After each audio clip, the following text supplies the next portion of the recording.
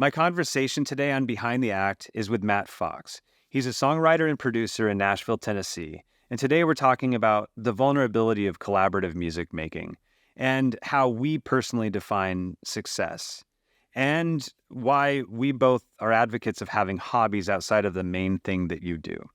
I'm Seth Schaefer. This is Behind the Act with Matt Fox. Well, so we just moved here. We got here in January, moved down from Minneapolis area. Historically, I've been a songwriter, done a lot of engineering, that sort of thing, played on a bunch of records.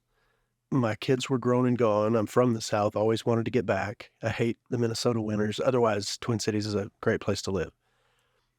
We decided to move back to the South. There are a million guys here who do the stuff I do as well or better. But the opportunities are there.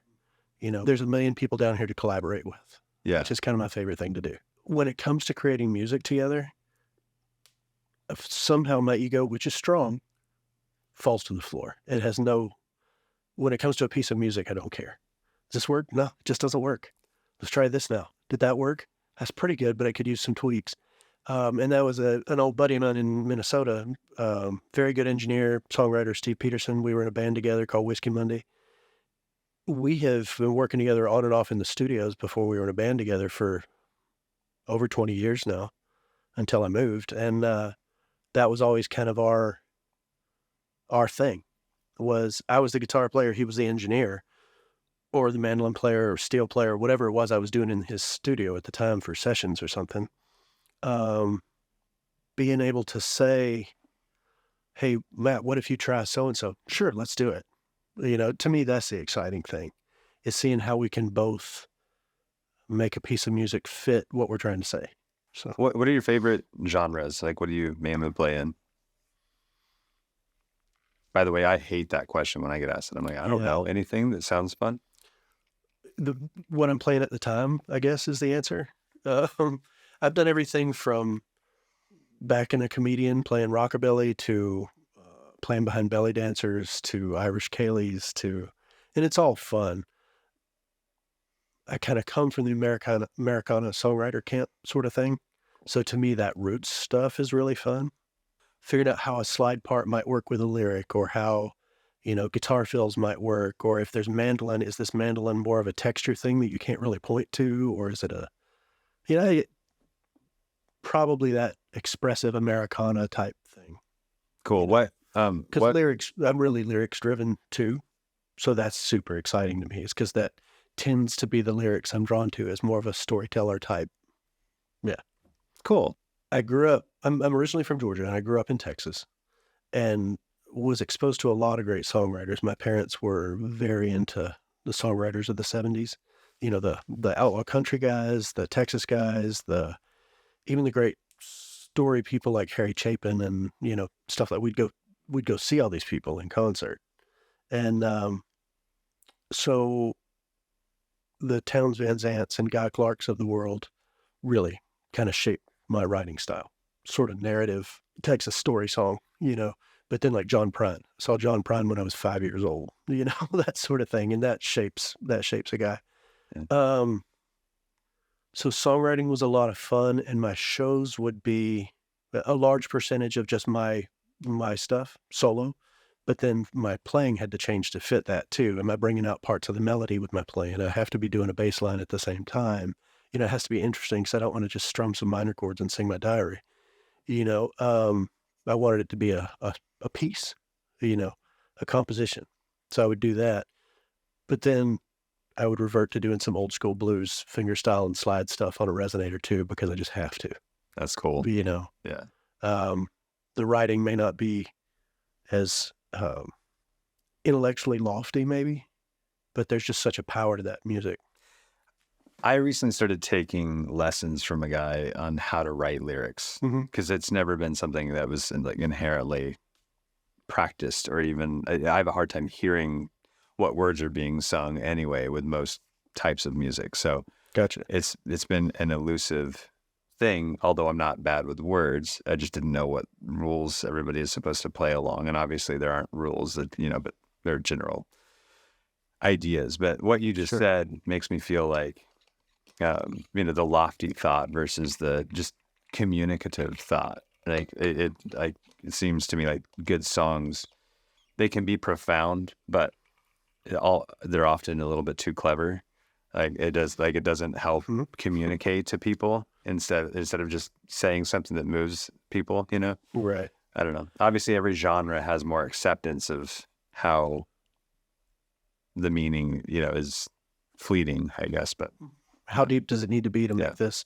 If this music is just pumping and that's what it's intended to do, the lyric is not carrying the weight, Yeah.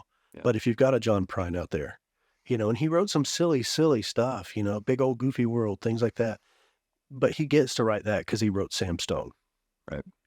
Or he wrote some of that, any single song off his first record gave him carte blanche to write anything he wanted for the rest of his life. It's that good. And you've got modern guys like Jason Isbell, of whom I'm a huge fan. But I think from a songwriting education standpoint, which I actually used to teach songwriting at the West Bank School of Music, one of the biggest things that I always had to come back to, the key word is economy. And again, it's why I keep coming back to John Prine and people like that, because he could say 3 words that made you understand an entire concept.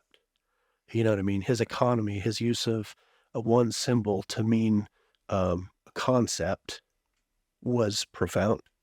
Lyle Lovett is actually really good at that too. Right. He wrote a song called, I think it's just called The Fat Girl. It's 2 verses and no chorus, and you understand everything about her life. I don't know how he did it, but it's perfect. I'd recite it, but copyright. Right. Yeah, exactly. Yeah. For me, it'd be memory of it. Sure. Yeah.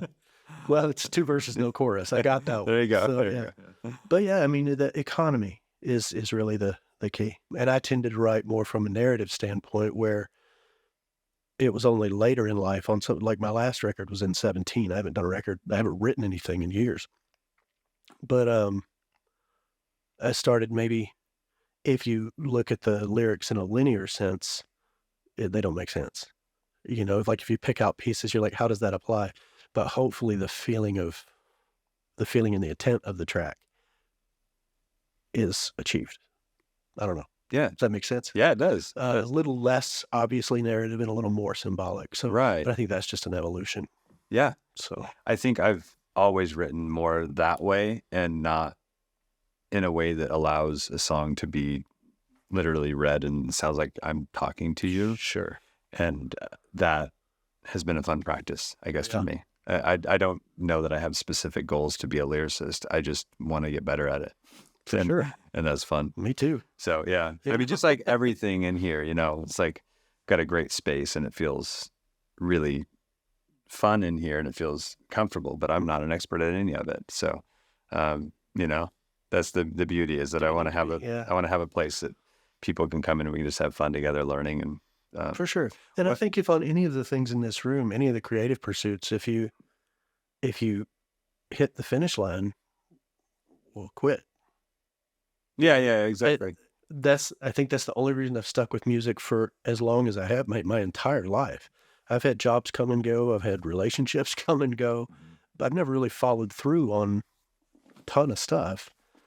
But music I've stuck with and continued to work at for 40 years, because there's every peak you achieve, you see another big, beautiful one in front of you.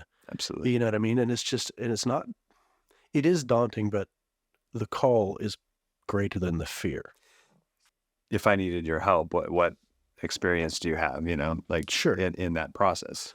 Clearly a lot. On the musician side, I've done a lot of stuff. I mean, everything from building guitars at Collings and mandolins out at Weber Mandolins, and to everything between building the instrument and mastering, I've done at some point. But as you mentioned a minute ago, jack of all trades, master of none, maybe. But I'm pretty good at some of them. Started out as a player, was not a good writer. I had moved up to the Black Hills in my early 20s in South Dakota. Met a couple of good writers up there, Tom Willock and Sean Bitts. And I think if it really comes down to it, I may be a better editor than creator. if that makes sense. Yeah, that's great. I've created some stuff I'm really proud of. Yeah. But editing I'm probably better at, and that applies to music as well. I can take your basic song and help you develop it into something else. Cool. But yeah, so I did a lot of that and ended up producing a record for a guy in the mid-90s, great guitar player. And my idea of producing at the time was helping, choose what songs and how are we going to, sequence it and things like that, because I was not an engineer at all. But it gave me some insight into how that process worked. I didn't have much studio experience. Did a couple of records with the guys I mentioned before. Then ended up writing a lot more. Spent years touring around Scandinavia and the United Kingdom and Ireland and just having a ball. I would do like a month in the UK and Ireland and a month in Scandinavia, and just a blast. Had a great time. I have some dear friends that I miss terribly over there and always had some great shows. Started working a lot more in the studio and started getting into like, a few little home recording things with crappy gear and,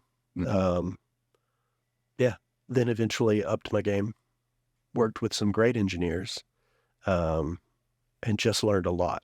So then I started mixing for people, and then I started recording people, and then I started doing a lot more. I've been doing session work off and on since the 90s, but started doing a lot more session work, and yeah. That's cool.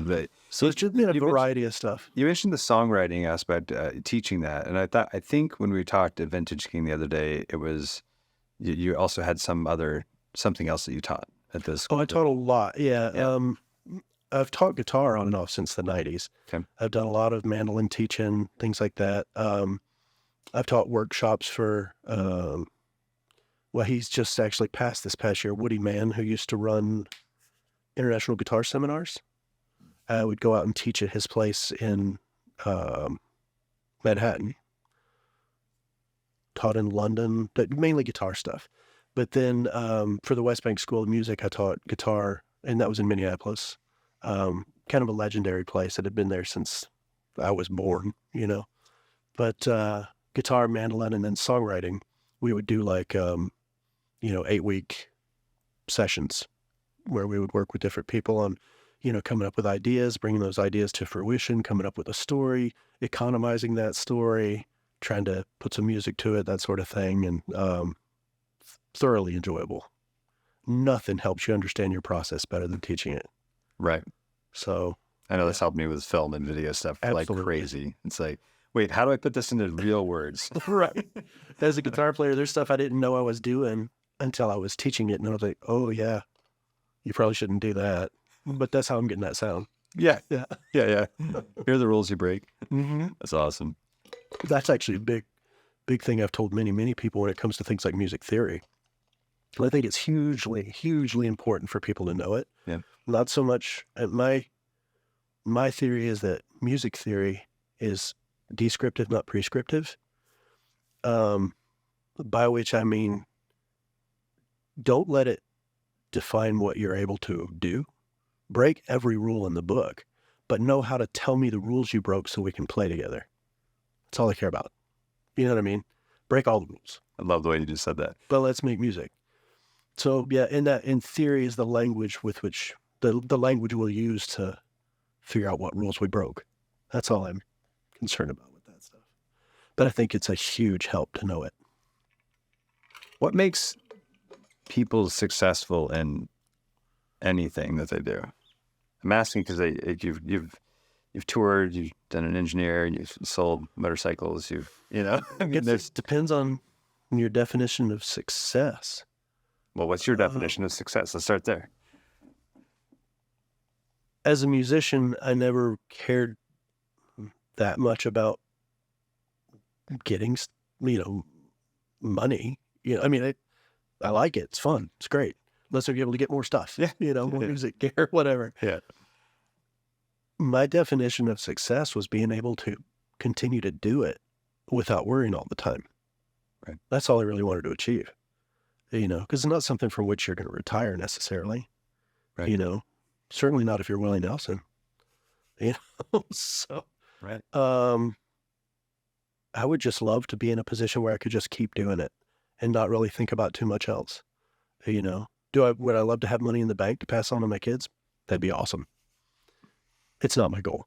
It's not my definition of success, though. And for the time that I was able to continue doing it, that felt successful. You know, when I'm driving myself across rural Scotland going to the next gig, yep, made it. Because that's the definition of made it for me. I'm doing what I want to do and I'm getting paid to do it. Right. You know what I mean? I want to reiterate that I was driving myself. So, Yeah. you know, it's not like it wasn't fancy.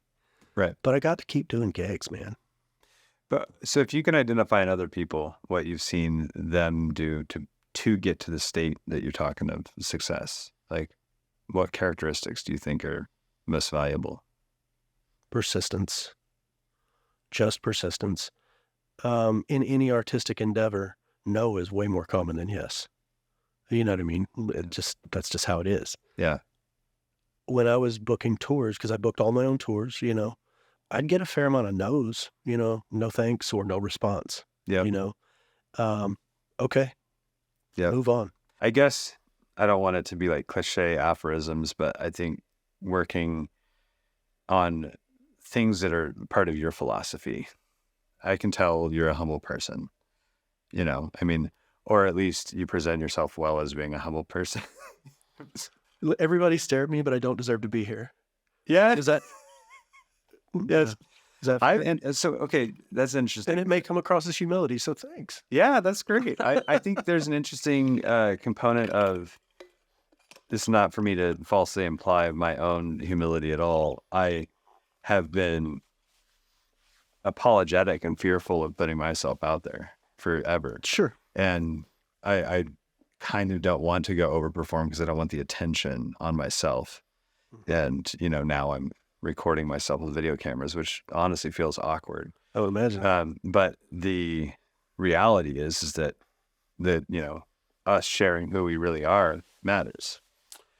Yeah. For people, not just a pretend little package that we put together and drop out on social media, but instead having a grasp of the nuance. Honestly, I mean, this is probably going to take a different turn than you intended, but that's one of the things I've always liked about creating music collaboratively, is because if you and I meet each other for the first time in a non-musical setting, it's what's your name, where are you from, what do you do? We go through all these layers of intimacy, and there's a lot of shallow before we get anything that matters.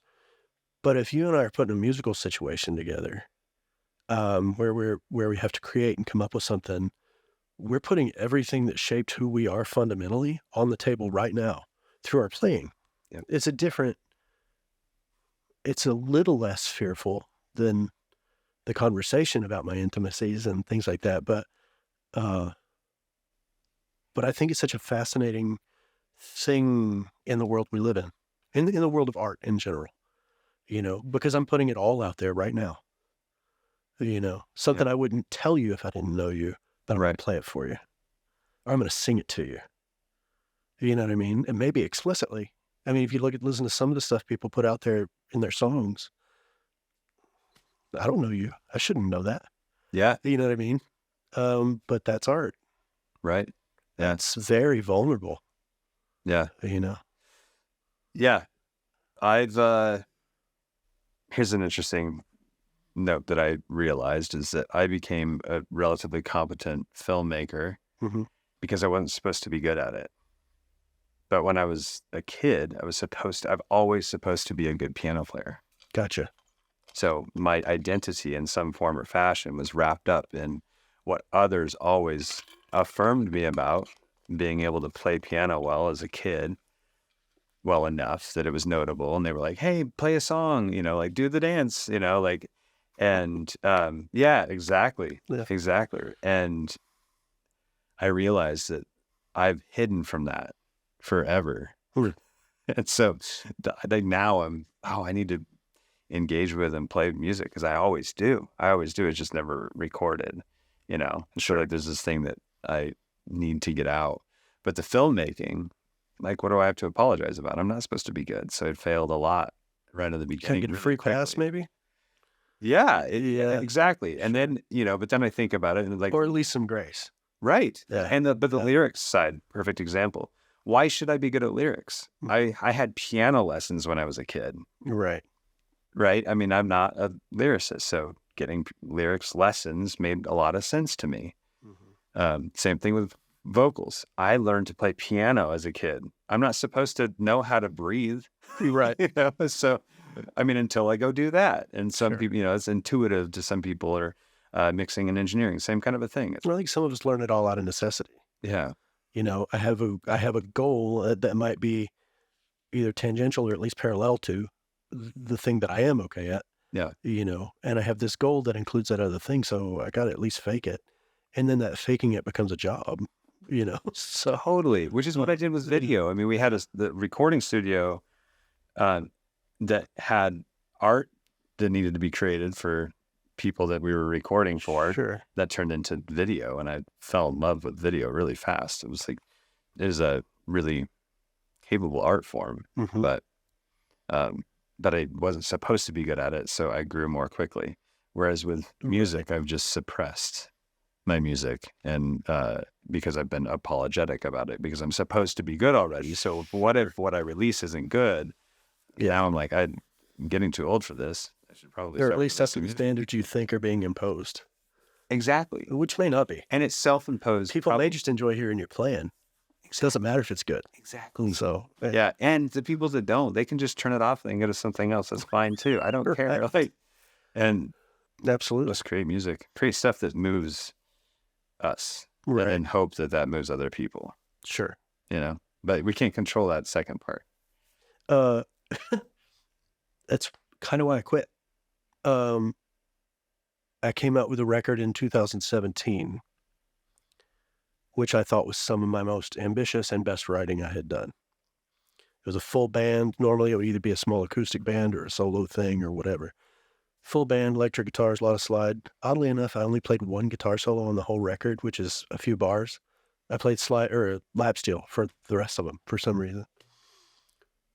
Had a release party, loved it. Went on tour, loved it. But venues were closing down and things like that. I was noticing, a lot was changing. And the record sold dozens of copies. All dozens. All dozens, yeah. Good. I think that really,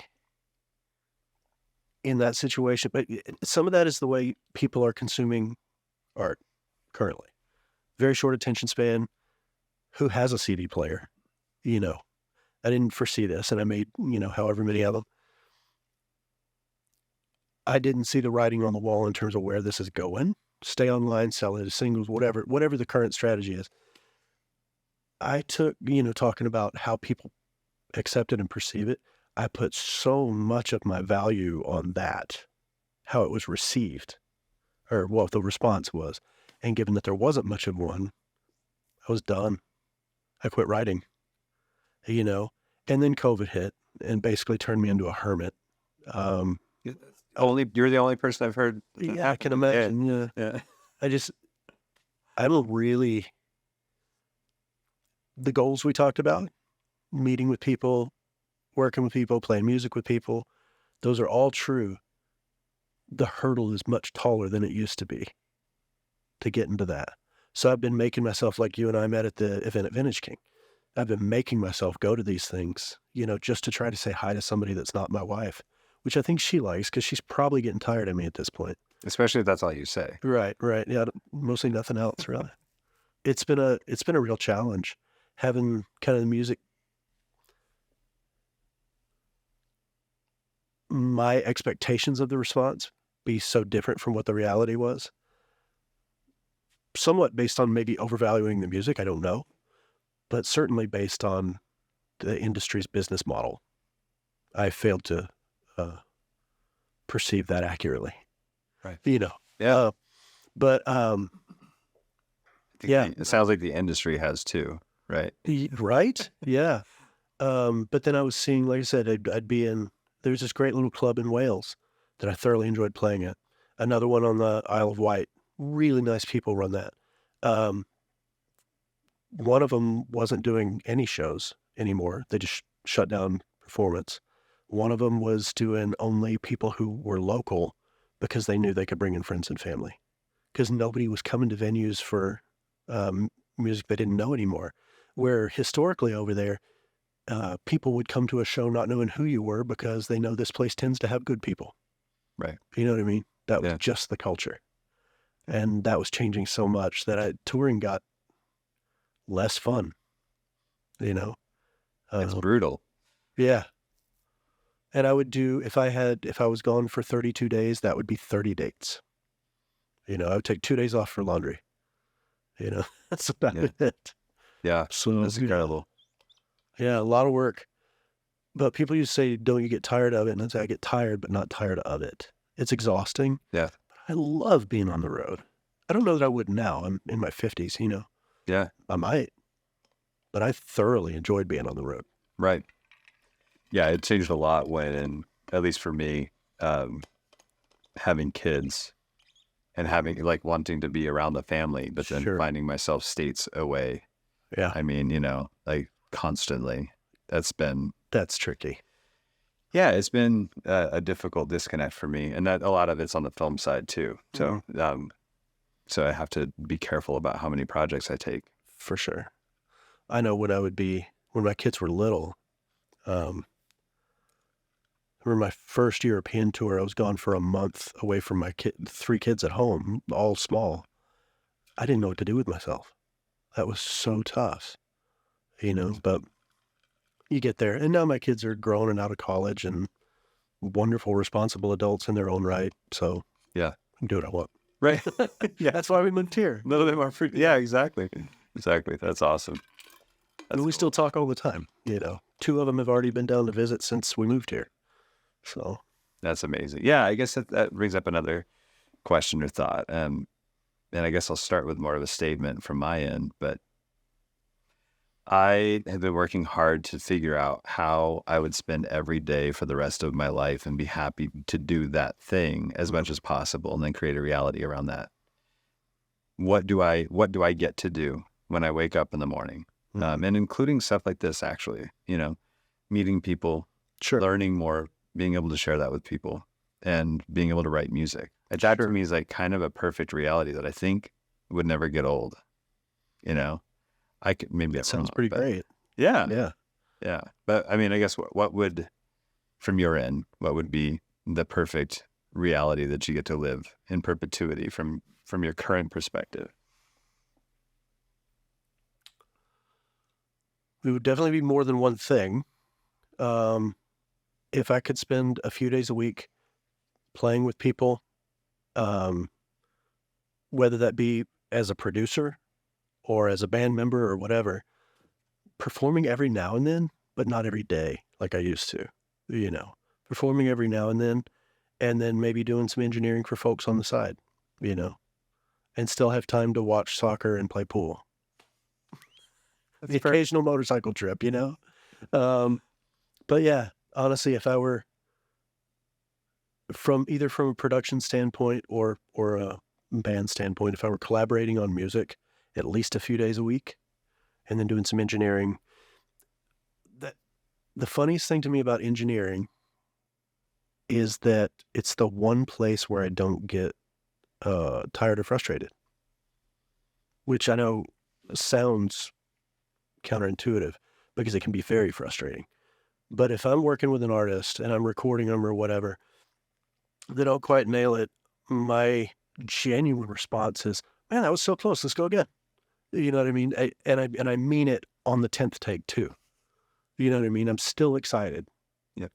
And I kind of stay that way in the studio. I love being in the studio more than anything.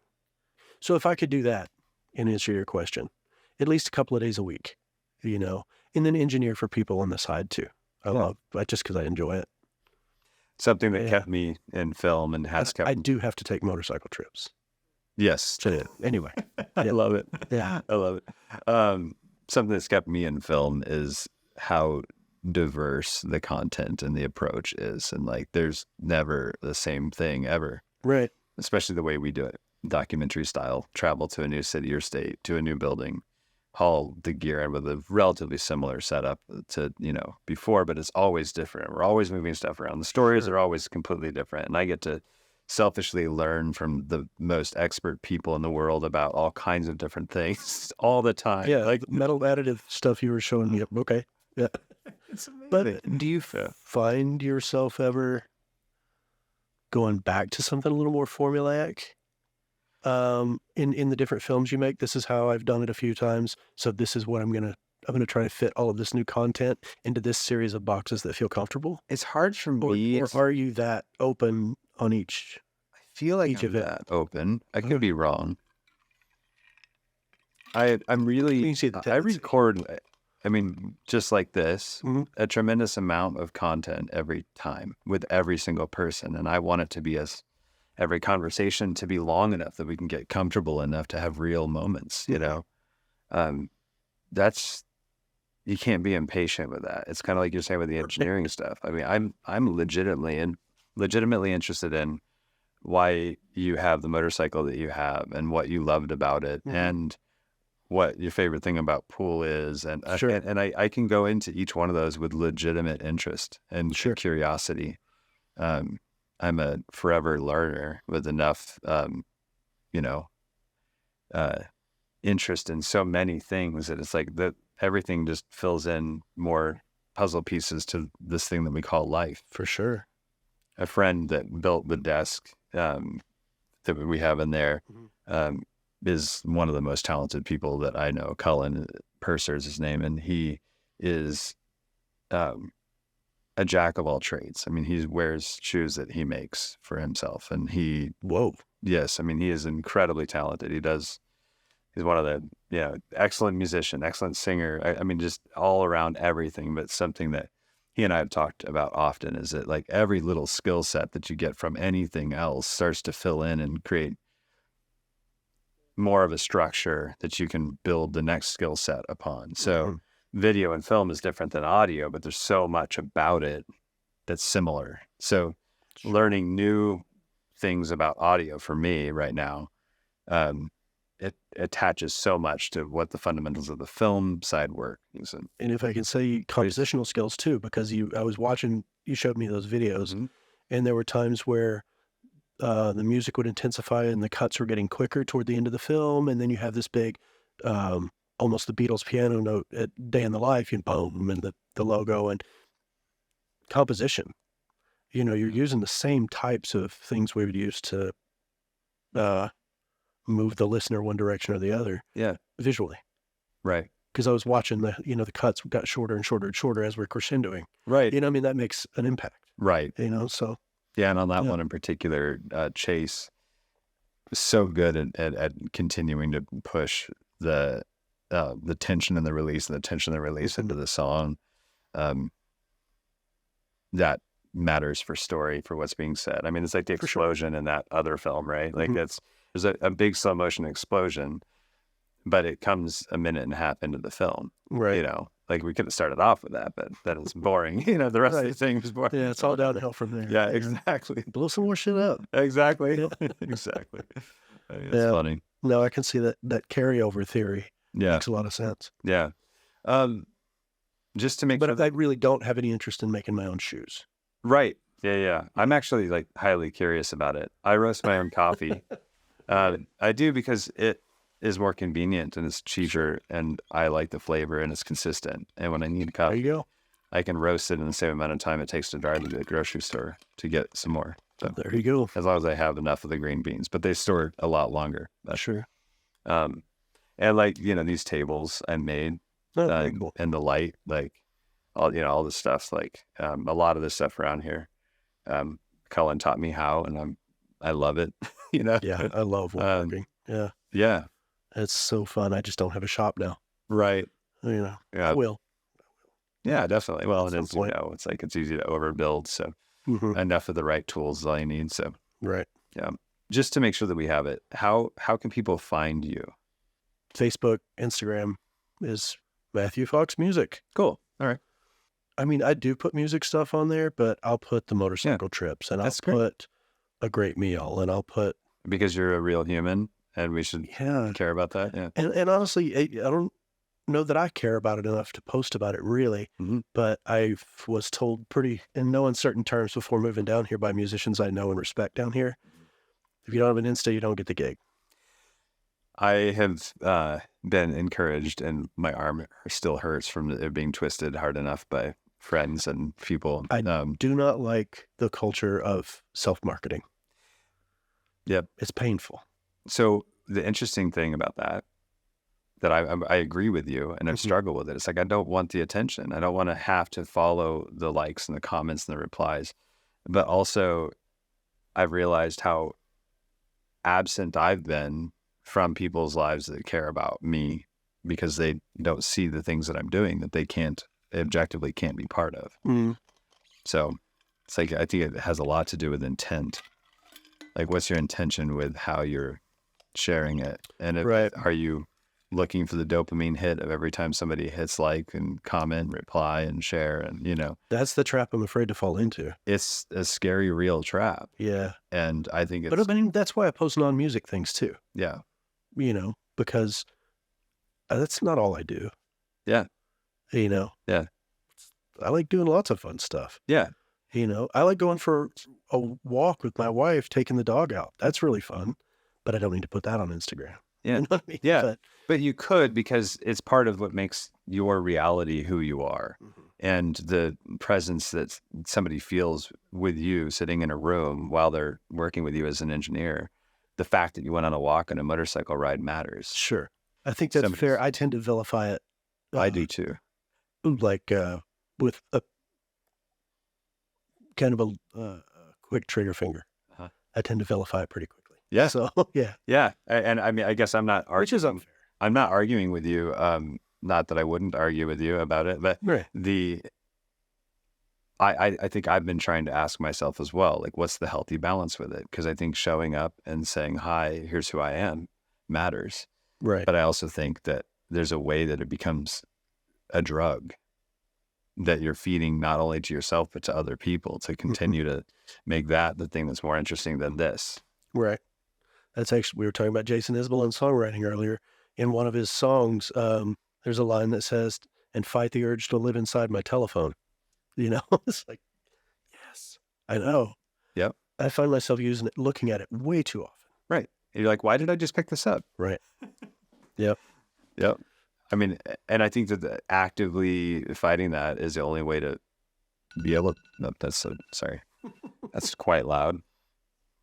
Yeah, I think actively fighting that is the only way to win that battle. Right. It's built to bring you towards it. As the timer went off, it's perfect, right? Yeah, and that's, I will intentionally sometimes now not take it when we go for a walk, which normally I wouldn't close the door without it in my pocket. Yep. And it feels weird, and it shouldn't feel weird. It shouldn't feel weird. But it does. I used to wear an Apple Watch, and I loved it. It was really good for so many things about what I was doing, but I realized how I felt perpetually connected in a way that made me feel like I was trapped. So I bought this old Timex Ironman, just like I had when I was a kid, right? Like, yes. I was like, yes, I want that. It's my first smartwatch because it has 2 alarms or whatever. And I kept getting notifications on my Timex for like 3 weeks. Not really, right? Like but in my brain, I would check it, feel it. Yeah. Well, but I'd feel it. Oh, yeah. Too. Yeah. The like the ghost stuff. Yeah. Stuff. And I'm like, no, this is terrible. So yeah, now I can leave my phone and literally not be reachable for periods of time, even if it's 15 minutes at a time or 30 minutes. And I love it.